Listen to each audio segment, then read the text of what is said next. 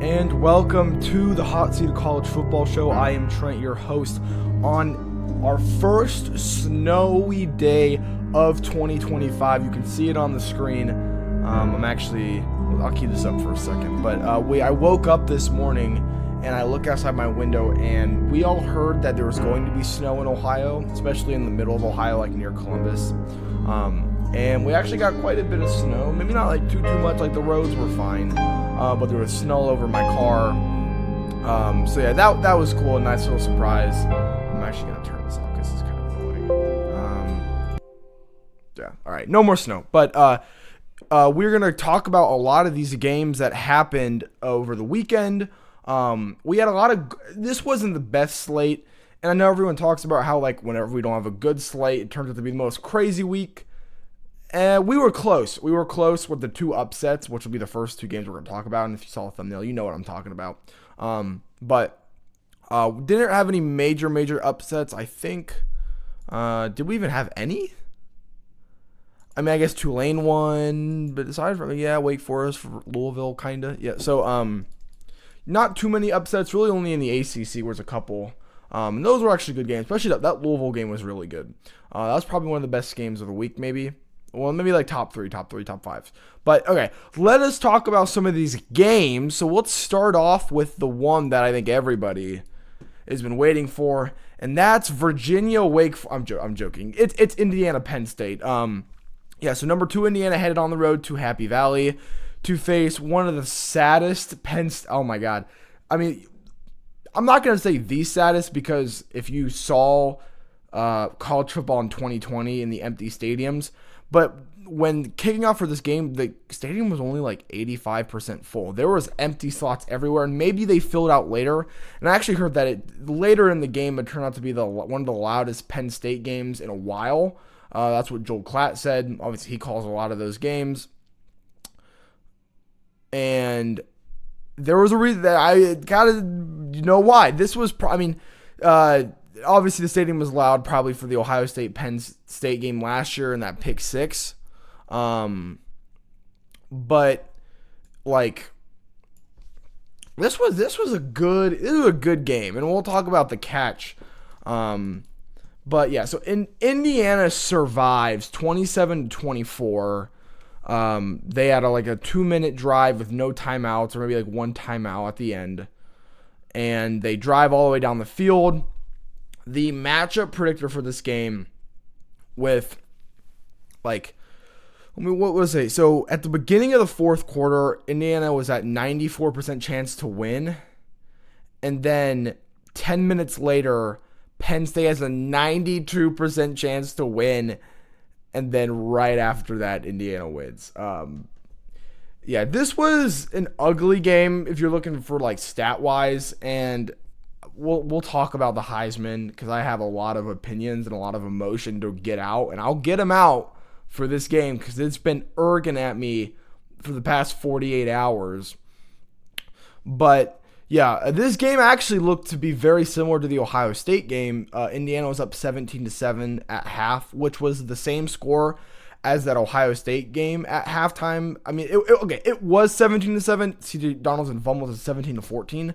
But that game looked like it was going to be 17-7 going into half. So it seemed like, this is going to be exactly like the Ohio State game. And I'm like, well, I don't know if I want it to be close or maybe kind of close. Not this close. I don't know if I want to be this close just because, I want them to be, I want them to win so it's 1 versus 2 and it looks good for the Big Ten or whatever. But if they lost, it would be better for Ohio State. But then you get more SEC teams in the top 10. We don't want that. But I didn't want it to be a better blowout than the Ohio State game because this is the second out of 3 common opponents Ohio State will face.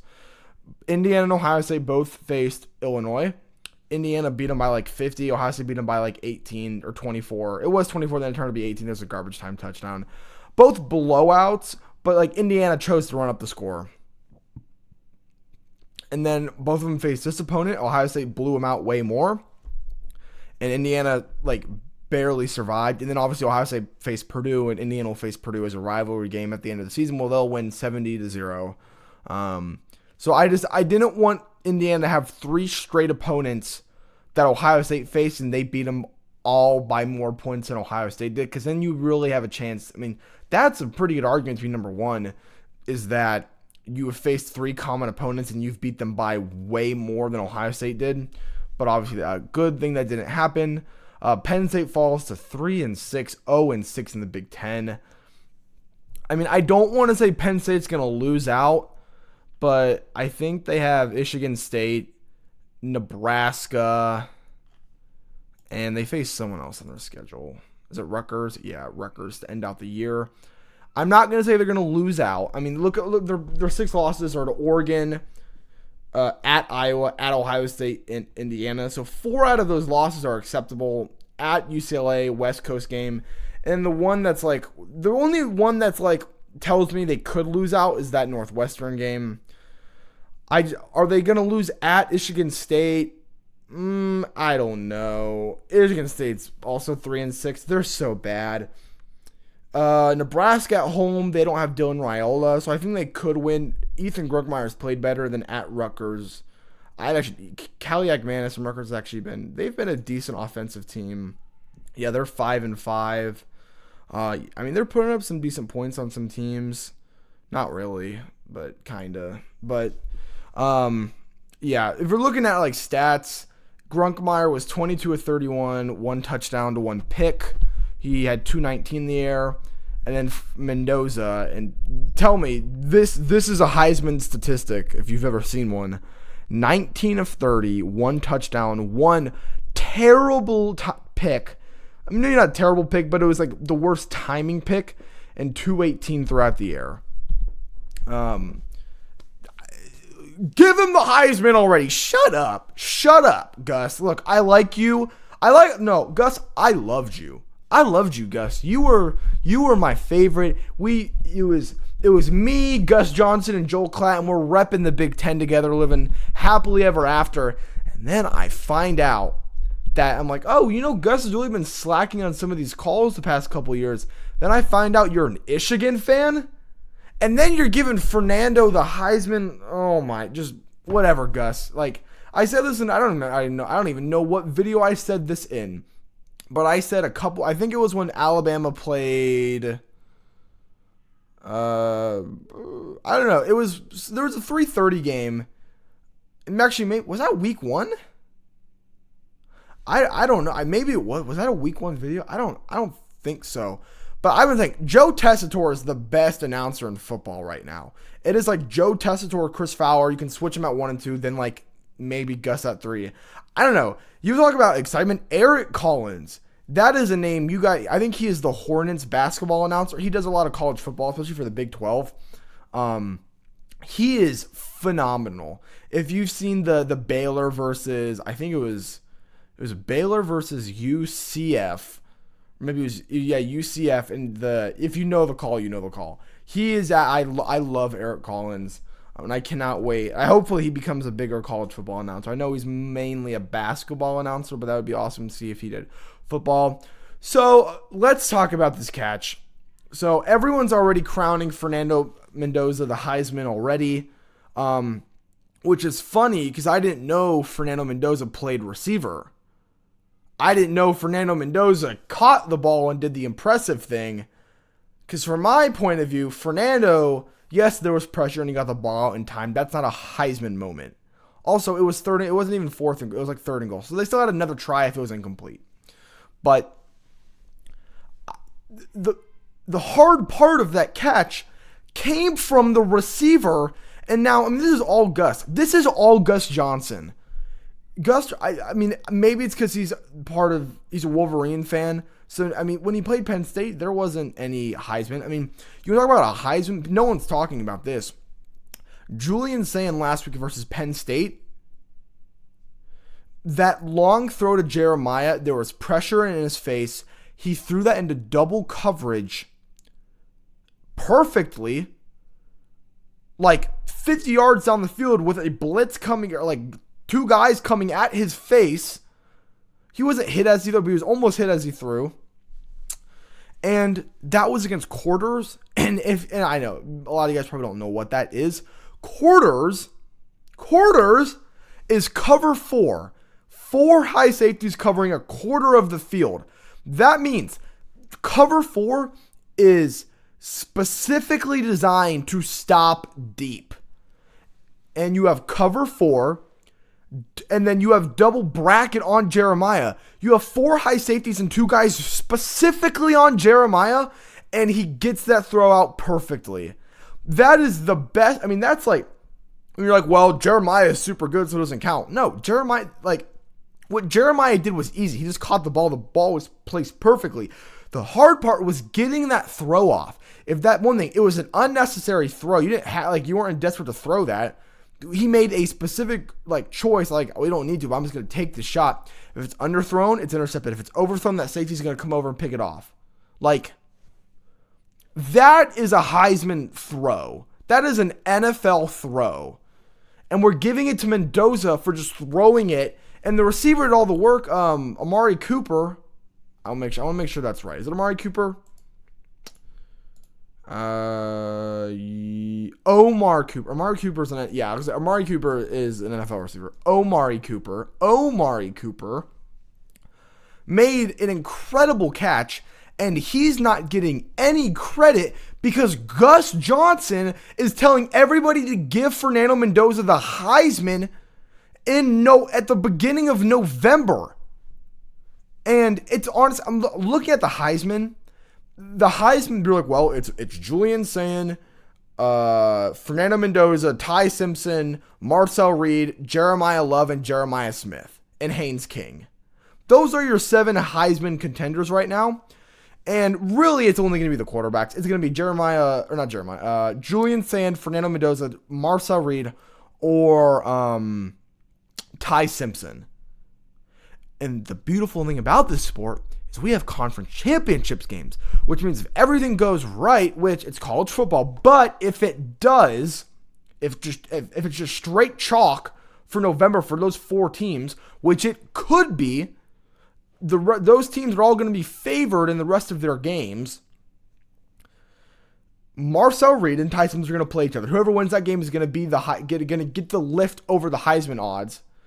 And that's the thing is the two highest, Julian Sand and Fernando, they're gonna play each other. Why are we crowning Fernando Mendoza if those two are gonna play each other? Why? Like, you're just like, and he did this last year when I think it was when Colorado played Utah. He crowned Travis Hunter the Heisman in like September. Gus, what the hell are you doing? Like, with that one, it was like, Travis Hunter going to win the Heisman. He's never going to win the Heisman. He's, and then he ended up winning it. But for this one, Julian and Fernando are the 2 highest guys. And, their stats, Ty Simpson, Julian Sand, and Fernando are all their stats are, like, almost identical. Ty Simpson has, like, a few less touchdowns, but a few less interceptions. They're very close. You know what the difference between them is?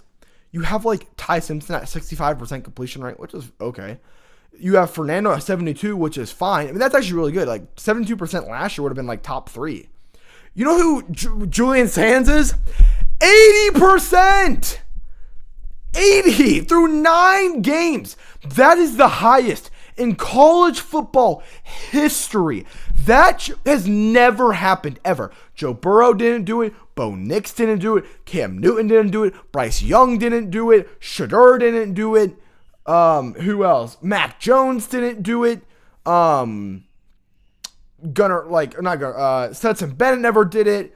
Deshaun Watson never. Trevor Lawrence. Like, all of these guys that have won Super Bowls. Patrick Mahomes never did. Like, none of them have ever done this, ever. And Julian, who is a redshirt freshman who has never started before, is doing it. He has the leap over Indiana because of his Penn State win. And everyone's saying that, well, you can't give it to Julian because even though he has the better stats, the better completion rate, the highest quarterback rating, he has the best player in the country. Well, that was Jeremiah Smith. You're like, okay, then give Jeremiah Smith the Heisman. You're like, well, we can't do that because he doesn't have the stats. Okay, then give it to the guy throwing him the ball with the best stats behind him. Well, his team's too good. Well, he has the best stats. Well, he has the best player. Then give it to the best player. Nope, because he doesn't have the good stats. Well, you get the Heisman is the best player. You're not going to give it to the best player. So give it to the best quarterback with the best stats, and they're not going to do that other. So this is what we're going to do. We're going to give Indiana a worse quarterback on a worse team with worse stats the Heisman. You know what that sounds like to me? That sounds like a lot of worse stats, whatever. And we're going to give him the Heisman? Not the guy with better damn everything? Then why even? This is all like people were talking about Ohio State fatigue. This hasn't been a year. 2 years ago, after 2023, there was no Ohio State. Ohio State was getting laughed at. They've won the national title for 1 year, and there's already fatigue when there was no fatigue for Bama for 17 years. Like whatever. You know what? Don't give him the Heisman. Whatever. Go give it to Fernando. Go give it to Ty Simpson and Haynes King. And then watch as Ohio State boat races everyone in the playoff again. That's all I have to say for that game. I've been rambling on this game for damn near 12 minutes, 15 minutes, whatever. The next game I want to talk about is Oregon at Iowa. This one was the most, look, in retrospective, this game was super fun. Man, watching this game live was so boring. like seriously. Iowa getting to 16 really was this close to being 18 points, and that would have tied the game up. They had a safety early, and Iowa just kept running the ball. I'm seeing the replay right now. Iowa just kept running the ball like on first and second down, getting 2 yards for literally the whole game. Moulton, the running back, had 23 carries for only 87 yards. And the other thing is Whittington had 17 for 118. Like, Oregon was able to run the ball better, which is insane, and Iowa was able to pass the ball better. Like, that was the crazy part, is Oregon could run the ball better in this weather, and Iowa could pass the ball better. So, like, it's just weird game, weather game. I predicted Iowa to win this game, and I don't know if they should have. They were up by 1 point. Should have been 3 points. Or on the 4th and goal, Oregon tried to spy, and the spy got caught up in his own lineman when Mark Gronowski ran for a touchdown. They don't get the 2-point conversion. He does the most aggressive 6-7. It's just, okay, white boy. White boy got a little bit of motion, and now he's embarrassing himself. But, yeah, Oregon, you talk about Heisman throw. That throw from Dante Moore, who hadn't played good really the entire game, but okay.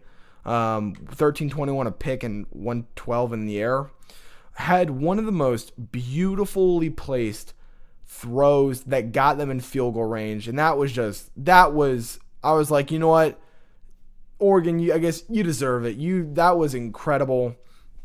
So Oregon now moves to 8-1. They have a couple more games left on their schedule. They have USC. Actually, before I get into that, they host Minnesota on a Friday night game. If it was on the road, I would put an upset alert. But since it's at home, I'm not really going to. But Friday, Freaky Friday, we got some other really good Friday games with this Clemson-Louisville game. That'll be fun. But then we got USC and then at Washington. So now that they won this game, they can lose one of those and still get in. For the most part, there's been some talk about a 10-2 Big Ten or SEC. Oh my goodness. There's been talks about a 10-2 Big Ten or SEC team not getting in the playoff. That's like if Duke wins the ACC and you get 2 Group of 5s, and then you also have to put like 2 Big 12. There's a lot of chaos has happened for that to happen. I don't think you're going to allow that. I think 10-2 gets you in, especially in the Big Ten, since the only team there's going to be 3 Big Ten teams in the playoff anyways. But like, this is kind of like, you talk about like auto bids and stuff. This is kind of like why I don't like auto bids. Because if you were to have 4 Big Ten teams in, you would force the 4th best team in the Big Ten, which would be, well, there's 9. If everyone wins out, it would be 9-3 USC. Like, okay, I guess it would be 9-3 Illinois because Illinois has the win. So we're putting an unranked Illinois team in. I don't know. I don't necessarily like that. I get it. The committee has actually been very good this year.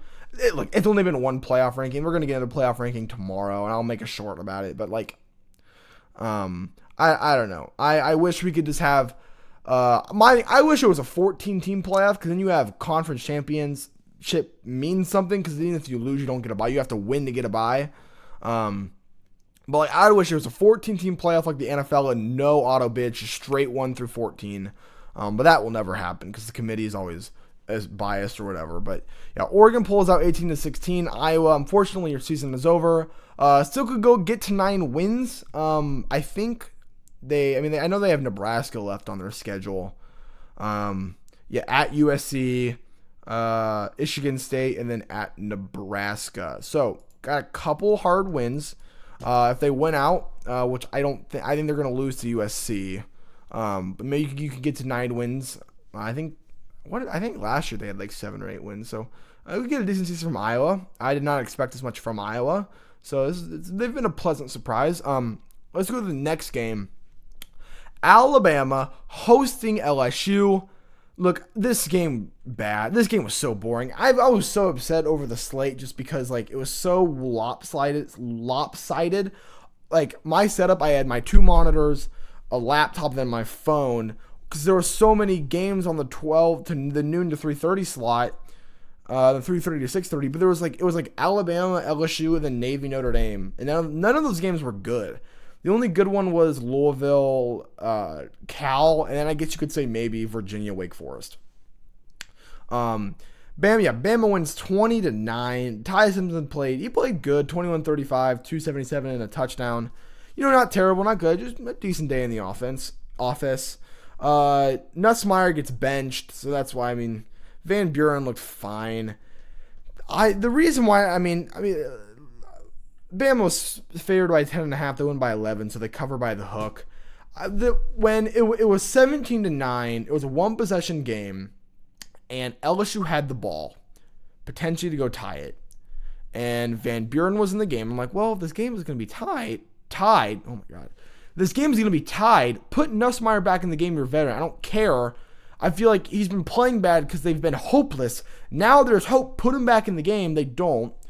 And I'm like, you know what? It's 17-9. LSU gonna go tie this game. And I'm like, you know what? They're not even gonna try. They're just gonna lay over and die. And that's what they did. I was so upset, not because I care about LSU, but because I'm like, you are an embarrassment. LSU is an embarrassment. The fact that you could have went to tie this game to beat Alabama, and you just run the ball 2 or 3 straight times and punt. I'm like, I've lost all respect for LSU.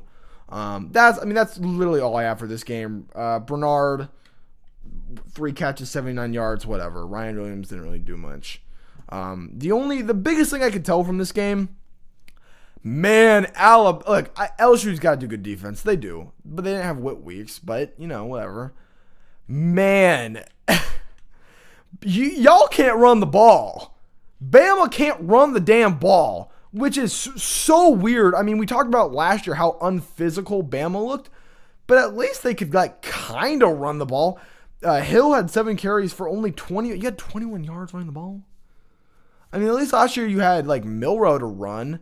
Literally, they can't run the ball at all, which is, I guess good for A&M because their weakness is stopping the run, but that's if those teams meet. I don't know if they will. A&M still got to play Texas. I actually, in my playoff bracket, I think the SEC championship is going to be the one thing that everyone doesn't want to happen. I think it's going to be Bama, Georgia. I don't know if it's going to be Bama, A&M. I think Bama might lose the last game of the season, which would give Georgia the edge. But yeah, that's all for that one. And I was so surprised because I didn't know Chris Fowler was going to call this game. But that's Texas Tech hosting BYU. This was not a good game at all. But I turn on the game and I'm like, wait a second, what is that I hear? Chris Fowler calling a non-SEC noon game. I'm like, wow, that was awesome. So that was fun to see. Texas Tech wins this game 29-7. This had a chance to be 16-0. A&M went for it. Not A&M. Texas Tech went for it at the end of the half, didn't get it. Yeah, I mean, this game was disgusting. 29-7. I mean, BYU never had a chance. This Texas Tech defense is unbelievable. Rodriguez and the DJ Bailey, what just a monster on the linebacker and defensive. I mean, Rodriguez with maybe like the most southern, like, that guy is a college frat, like, mustache. Like, that dude, I could tell that dude is down in the frats. But yeah, that was good. Rodriguez, I mean, he could go to New York. I mean, it's a stretch, but like, if there's going to be a defender, he's not the best defender, but if there's going to be a defender with statistics, having Rodriguez or DJ Bailey in New York, I mean, that's the guy I would pick if I'm going to pick a defensive player. And that's the thing. I love Arvell Reese, but the statistical wise, they're having an insane season. So staying in Texas, well, I guess we're going to Columbia, Missouri, but staying with the Texas team, Texas A&M, I mean, they blow out Missouri. This game was never close. I mean, it was 14-0. I mean, it was 21. I mean, man, A&M's fun to watch. This team, Marcel Reed, 20 for 29, 2 touchdowns and 221. Concepcion had a good day. Casasada didn't do it. He had a sack. I thought he'd have a bigger day. Zollers, look, I was high on, I mean, everyone was high on Zollers, highly recruited. Again, just too early. 7 for 22, 77 passing yards. I'm watching this play. I mean, I'm looking at like ESPN's like website for the box score, and it shows up highlights, and I'm looking at like A&M running screen passes for 70 yards. I think like Miles Reed played really well. The best performance, I would say, actually comes from Ahmad Hardy. Ahmad Hardy's not even their leading rusher. What? Okay, but by one less yard. Ahmad Hardy, 13 to 109. They rushed for 230 yards on the ground. So yeah, A&M really cannot stop the run. Yeah, they win 38-17. I didn't really watch this game that much. I don't have much to say about it. But yeah, and A&M has a case to be number 2. I will say A&M has a case to be number 2, not number 1. You don't get to allow 42 points and almost lose to Arkansas and expect me to think you're going to win. This kind of last one, these last couple, Wake Forest upsetting Virginia 16-9. The only touchdown scored in this game came off, was it a pick six, or it was like it was a punt return. And there was just a bunch of field goals. Virginia had, I mean, first and goal at the goal. I mean, they were like close and they just couldn't do anything. And like, we knew Virginia was going to end up getting got somewhere. I just thought it was going to be against Duke, which it probably will still be against Duke. I just didn't know they were also supposed to Wake Forest. I mean, I was thinking about picking Wake Forest, but I was like, I saw how they looked against Florida State last week, and I'm just like, I'm not going to pick them. Then they end up winning 16-9. One of the last games was this Louisville-Cal game. Cal wins in overtime. Yeah, Miller Moss didn't play great. Sagapulule, how do you say? Sagapoluatele, with 30 of 47 for 2 touchdowns, 323 in the air. This Cal team is like decent. And this is after, the transfer from Ohio State, Devin Brown's not starting. They're starting a true freshman. He was a 5-star, but still a true freshman. They lost 50 guys in the portal. And they're going to go to a bowl game. I mean, let me check the rest of their schedule. Cal is decent. At Stanford and SMU, I mean, they can go 8-4. They could have a 9-win season for Cal. That was really fun to see. I think the last game we covered. Yeah, see what we covered. I predicted Tulane to beat Memphis, which it's so annoying that I have been wrong on almost every upset for the entire year. The last Power 4 upset I got right, I think, was week 2. Maybe it wasn't week 2. The only one I remember was Baylor SMU. I can't pick ups. I don't understand. I'm just literally I'm just wrong every damn time, and it's so annoying. But I picked this one right. I picked Tulane to win. Tulane was belt to ass, and then Memphis kind of came back. Notre Dame put belt on Navy. It was 49-10. Georgia, BTA. And then TCU.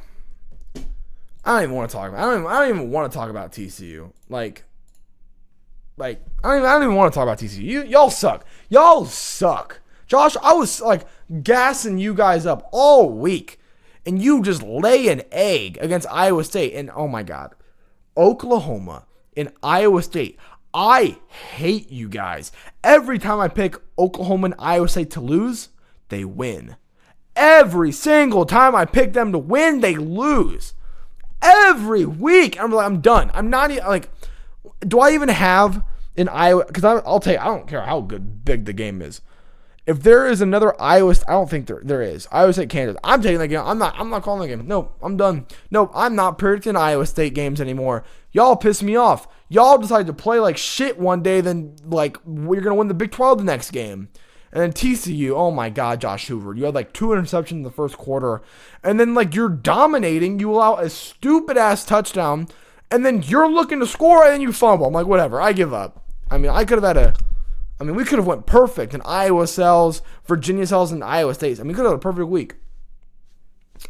Well, yeah, so to recap, yeah, we went 7-3. We're 69 of 114. We're up at 61%, so we've gone up a percentage, which is good. We've kind of fallen and been a little stagnant, so going up is good. We got 3 weeks left of the regular season, and then championship week and on is when the games become a little bit easier to predict, but has not been a great season. We're trying to get up to 65%. We've had a lot of bad weeks. We've had two back-to-back 7-3 weeks, which has been good. Yeah, talking about coming on. We were losing, but okay. The last thing, obviously, we know we're talking about is who's on the hot seat. And actually, let me look. Who do we think is on the hot seat? I'm gonna be honest. Well, I mean, we could say Jeff Lebby. No, I don't want to say Jeff Lebby. Who do we think is on the hot seat? Who lost? That was like Jeff Brom. I don't know. This is like one of the only weeks where I'm like, you know what? Well, okay. Oh, well, okay. Yeah, I know who. And they've been on the hot seat before. I know who. They just weren't on my board. Mike Norvell, you were on the hot seat. You lost 24-10 to Clemson. I was going to predict that game. So I took that. I don't even, would I have picked Florida State to win? Actually, I don't even know. But, yeah, Mike Norvell, you're on the hot seat, buddy. That is all I have for you guys today. Thank you so much for watching After the Whistle. We will see you, I think, tomorrow or in 2 days to talk about, actually, I don't know what I'm talking about. I think maybe talk about best defenses or Heisman odds. I don't know. But I'll have a couple more videos posted this week before last minute locks on Friday. Thank you guys so much for watching. Remember, hit subscribe. We are so close to 30 subscribers. I would love to have it by next week. And remember, hit the like button. What else? Notification. Y'all know. I tell you guys every. Y'all know what to do. But yeah, I hope you guys all enjoyed watching, and we will see you then.